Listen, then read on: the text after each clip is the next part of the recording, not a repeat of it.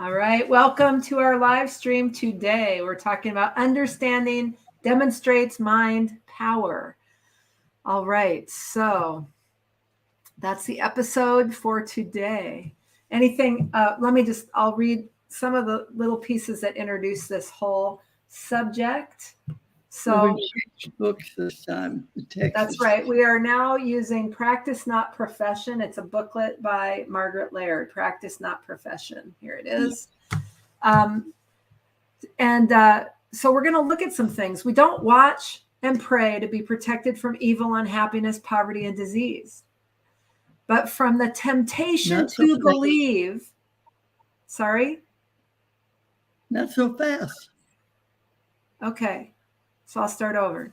So we do not watch and pray to be protected from evil, unhappiness, poverty, disease, but from the temptation to believe that the game of life we're playing is the way it appears to be. Everything that confronts us in the science of being is mind itself, seeing itself. All perception is self-perception. Mind's perpetual self-awareness is creation, past, present, and future, right now. It's not science to look at whatever you're looking at, material object that you're looking at, and call it unreal, or to play the game of human living from that point of view. Every belief, hence the existence of spiritual reality. The materiality of what we think we see is an error, a temptation to believe that there is some substance other than spirit. The dream that calleth itself a dreamer. Paul called this error the carnal mind. Mary Baker Eddy named it mortal mind. And that's taken right from Practice Not Profession in what Margaret Laird wrote. Anything else you want to add, Betty? Well, what we're doing is introducing the need to actually practice the science that you're studying. An intellectual perception is empty. It is the actual living of it that demonstrates the power that's present. All is infinite mind is demonstrated when you're living the science. It's just empty words otherwise. So that's what we're trying to tackle here today. Right. All right. So if you have any questions, any comments, anything like that, just type them right in to your comment area, and we will see those and we can address them while we're on the call. And let's see. And this, we would love any subscribes to our YouTube channel, any hearts, any thumbs up. Those help more people get exposed and see what we're doing. So any shares like that would be great. And we are sponsored by the Institute of Metaphysical Science, is a nonprofit.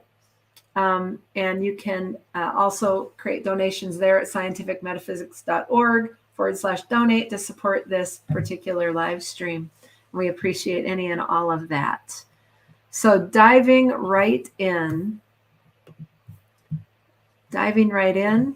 we start with Practice Not Profession on page 24. This is also available for order from the IMS store. Practice Not Profession on page 24. Margaret Laird wrote, "A scientist does not use the terms carnal and mortal as if such a mind existed to be destroyed or healed." Yep. Anything more you want to say on that? No, she's clarifying terms. But the concern there, of course, is that in identifying terms, you're going to think, well, there is something called a mortal mind. There actually isn't. But it's a point of view of the one mind that does exist. Mm-hmm. And it's a view that doesn't actually exist. It's just a point of view. Okay. All right. Now, on page 573 of Science and Health, Mary Baker Eddy wrote, "A recognition of being is and has been possible to men in this present state of existence, that we can become conscious here and now of a cessation of death, sorrow, and pain. Yep. And sometimes what looks like demonstration shows up when you have the appearance of a problem. Mm-hmm. And it may recur. And the only reason it recurs is because you've had a momentary insight that lifted it, but right away you go right back to believing the old thing that had it occur in the first place. Right. So it's a practice. And when you live the science, the alteration that's possible as a human being is phenomenal. So I urge you to practice the science that you're studying. Yep. And in your book, Mind is the Athlete, on page 140, you wrote it this way: as areas of intuition and spirituality are opened up to inquiry, you will be discovering yourself at a whole new level beyond the accepted physical model of you that shows up in the mirror. Yep. The discovery of who you are is way, way broader, more all-inclusive, less easily pinpointed, because it's a universal presence that we only see partially when we look at the view we've got of reality and call it Betty. Right. You know, that's not all that's there. That's a view of what really is present that has no dimension of limitation at all. Mm-hmm. Divine reality is universal, it's eternal, it's unchallenged, it's inexhaustible, it's ever present. And anytime you want to practice science, that's what comes to the picture, right to the problem that you're addressing, and says, no more. And it's gone. So I urge you to take a look at this science. All right. And a little bit more on that. Spiritual facts acknowledged are angels entertained. Yep, they are. You know, I talked to somebody, I can't even remember who it was, and said, well, I have trouble acknowledging because I don't understand what I'm acknowledging. Right. And so that's a very good statement to keep in mind, because it isn't the two-legged animal that can acknowledge. The only thing can acknowledge reality is the presence of reality. Right. And so when that's coming out, it's, wow, this is not dependent on Betty. This is Right. the force of being that has power. Right. Yeah. Now, Sandra Jackson is asking, is the practice of science the acknowledgement and the allowing of one thing going on? You don't really have to give it permission, you know. The allowing is what we use to describe leaving the picture alone. You don't allow truth. Truth's all there is. But you can allow what it looks like to just look that way. I don't know why I see it that way, but okay. Because what's really going on is one infinite, perfect presence. Yeah. Governing everything all the time. And I live it as I perceive. And my perception is my experience. So it's interesting to study this science, but it's life-changing to live it. Yeah. Yeah. All right.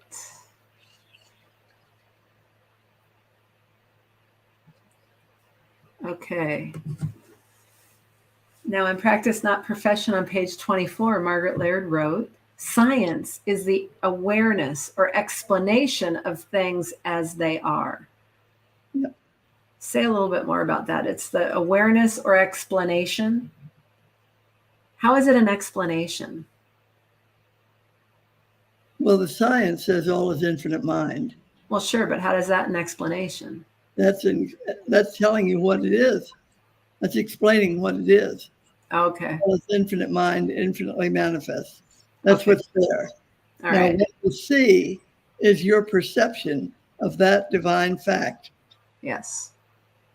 And if you live in terms of your perception, which we all do, by the way, that tells you why what's going on in your life is going on in your life. Right. It isn't a fact that it's going on that way, but you live it that way because that's what you believe. That's what you see.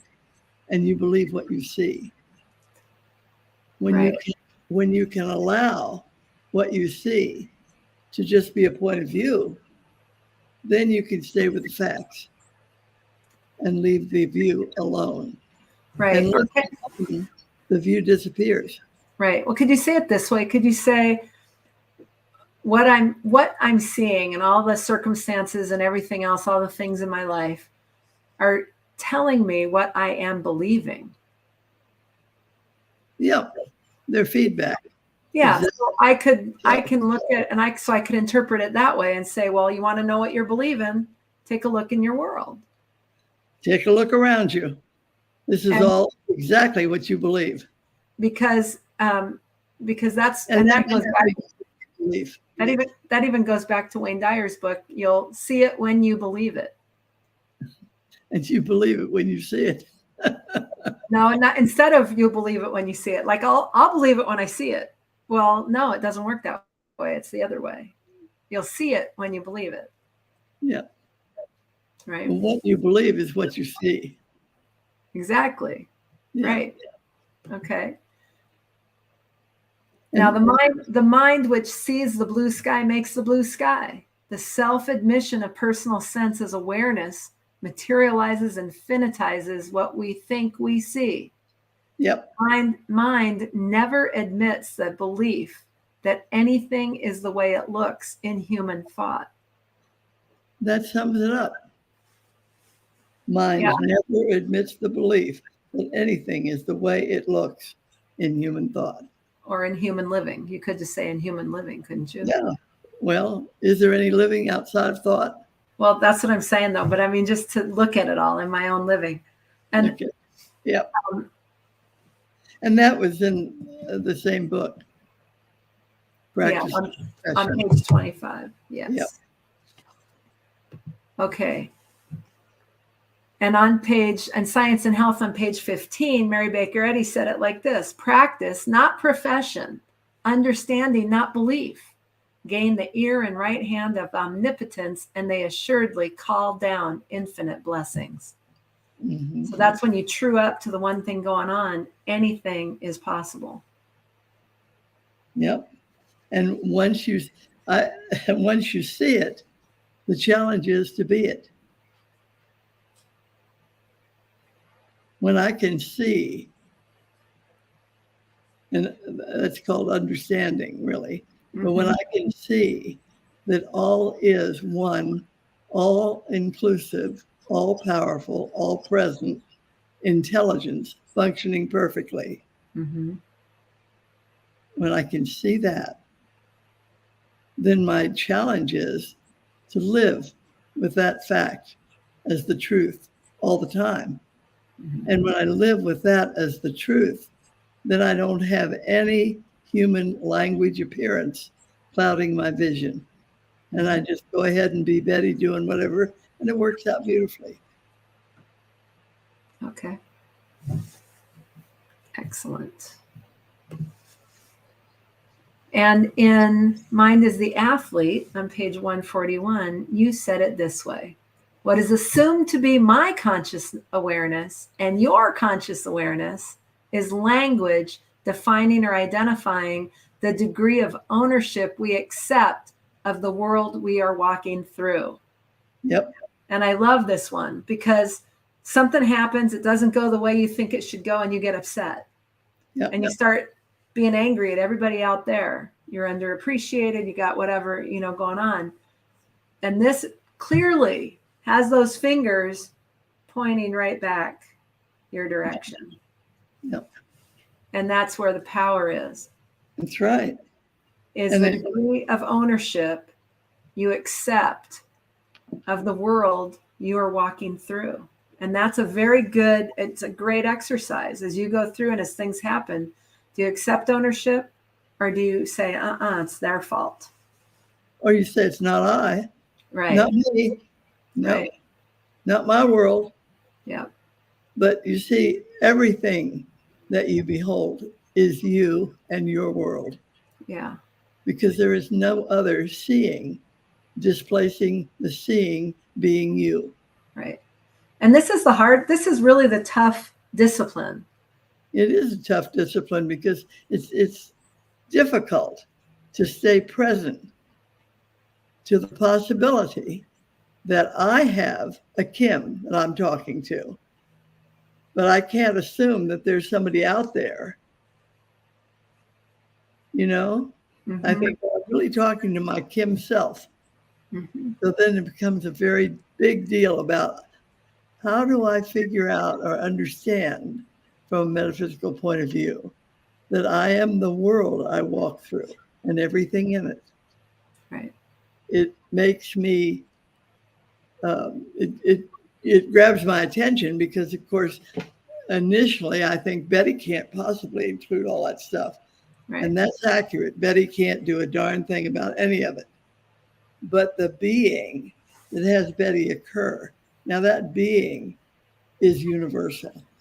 Yeah. And whether there are other beings, I don't know, but I have a feeling being is one present, and it's universally all encompassing. It's the only presence there is. So I live the world as I am. There's no other out. There's nothing that can make me or break me. Right. You know, and I thought that was a brilliant sentence that Mrs. Eddy wrote when she said, I am all, and the knowledge of aught beside myself is impossible. Yeah. That's challenging. Right. And so the only time that brings anything to my attention is when I feel like I'm being pushed around or not appreciated or not doing what I ought to be doing or not having other people treat me the way they ought to treat me, because Right. there are many others out there and there's nothing for me to do. Being Yeah. involves it all, engages it all, constitutes it all. And here's this Betty look that I get to play the game with, but doesn't begin to identify the presence that my own being is. Right. It's just a point of view. Yeah. I don't know. If I didn't say it clearly, you would tell me, wouldn't you? Right. I mean, well, we'll just keep going. Mrs. Eddy's ownership was stated in her book, Unity of Good, when she wrote, I am all, and knowledge of aught beside myself is impossible. And I think that sometimes it's just easier to point the finger. That's not me. Not me. I didn't do that. That's not me. That's not my world. That's not what I didn't cause that. I didn't, and not to own it. But when you're able to own it, to really look at it and say, okay, I get that. I'm causing the matter of that. I may not understand all of it, but I'll look at that. Now what opens up is a whole world that you have no access to until you're willing to own it all. Well, it opens up because you do have access. Right. You're living your science. Right. But if you don't take it, if you don't really look and say, and work that out, if you continue to blame out there, you'll continue to blind yourself to what's possible. That's right. And you will live as a victim of your point of view. Yeah. And that's when we pull the wool over our own eyes. That's right. And think we're seeing somebody else to pull it. Right. Exactly. Trust me. It's true. It's very interesting. So now on page, sorry, go ahead. If you see something, quite often when you're reading or reasoning with something, you will get a light bulb go on and you'll say, oh, I got that. But if you don't, right then and there, avail yourself of the opportunity to live it. Just briefly, just in that one instant, it will shift something in your life, you see. If you don't do that, if you don't take that opportunity, you'll always wonder if science is really valid if this science, metaphysical science, can mean anything. If really is mind all there is. Yeah. Is that true? And the only one that can prove that to yourself is you. Right. So if you don't live it, you never will be really sure. Yep. And when you do live it, you say, wow. Right. And then, of course, you go right back to being your usual self until something else comes along and you really get hit between the eyes with something that will wake you up. Because the only purpose of having a big, horrendous crisis in your life is a wake-up call. Yeah. It's your own divine being. It's your God being, if I can put it that way, demanding that you discover yourself and be who you are rather than that picture of you that you've got. Right. Yeah. Yeah. And on page 25 in Practice Not Profession, Margaret Laird wrote, understanding is the subjective awareness that is forever conscious of things as they are in the realm of mind. Yep. Very clear. And in Science and Health on page 278, Mary Baker Eddy said it this way, in spirit, there is no matter, even as in truth, there is no error, and in good, no evil. Spirit, God, is infinite all. Spirit can have no opposite. Yep. Because there's no opposite to all. That's right. What else is there? Right. All is all. That's right. All is all. Spirit is reached only through the understanding and demonstration of eternal life, truth, and love. Yep. And you see, the understanding and the demonstration go hand in hand until you have demonstrated the efficacy of science. You don't have any understanding to work with. But when you demonstrate it, a light bulb goes on. You say, oh my goodness, how about that? And then next time something comes along, you think, wait a minute now, what is the spiritual fact present right now, right here? Yeah. Not the picture, but what's the fact? If anything at all is going on, it's reality present. Not Betty's point of view of it, but reality itself. Yes. All is infinite mind, infinitely manifest. And this is the way it's showing up in my world, because this is the language of comfort for me. Mm-hmm. But if I think the language is what it's all about, I've lost. And when I understand that the language is going to shift to fit however I'm living myself, then I get busy with what's actually present. I want to live myself in accord with the facts of being. What's actually true here? Right. And one of the keynotes, which we've said over and over, even tonight, and we do it every time we talk, all is infinite mind and its infinite manifestation. That's the sum and substance of all of it. Right. So then when I can see that, I think, well, that intelligence is not something contained in Betty's brain. The brain can't think. The brain is the language that says thinking is present, but it doesn't have any power to think or reason or anything. Right. But it's present because I'm present. And because I'm present, Betty shows up. Yeah. But if I forget who I am, I live as a victim of Betty. So it's a conundrum there. You kind of have to get that view so that you see that there is, in Shakespeare's words, there is a divinity shaping our ends. Rough hew them though we will. And that divinity demands recognition. And what that looks like in my daily life is a problem that challenges me to find the answer. Yeah. And in finding the spiritual fact of what's actually present, I can shift my whole human perspective. Yeah. All right. And in Mind is the Athlete, you said it like this on page 145. Physicist Fritjof Capra wrote, if consciousness is a primal fact of existence out of which everything else arises, and that's from Uncommon Wisdom, which is a book, consciousness is wholly mental. So if consciousness is a primal fact of existence out of which everything else arises, consciousness is wholly mental. Yep. So and then I made a note there at the bottom, because in his quote from that book, Uncommon Wisdom, he defined consciousness. And he says its primary reality is the essence of the universe and the ground of all being and everything else. yeah, That's consciousness. Interesting. right. So if you don't like what you're seeing, change what you're believing. Define it. Huh?